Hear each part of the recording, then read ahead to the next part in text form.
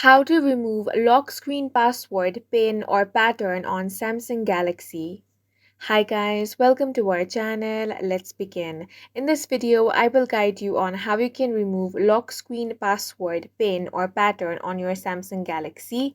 For this, open up your settings. Now, you want to scroll down and find the option of lock screen, then tap on that. You're going to find the option of lock screen type over here, tap on that. You might have to enter your current PIN or draw your current pattern. Now, what you want to do here is tap on the swipe option over here. Now it's going to ask you for confirmation.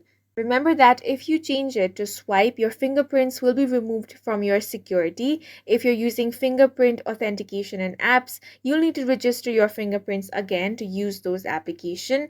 If you want that, go ahead and tap on remove data option. Now, once you have changed it to swipe, your lock screen password, PIN, or pattern will be removed, and that's it for this video. If you found it helpful, please make sure to hit the like button and subscribe for more videos like this.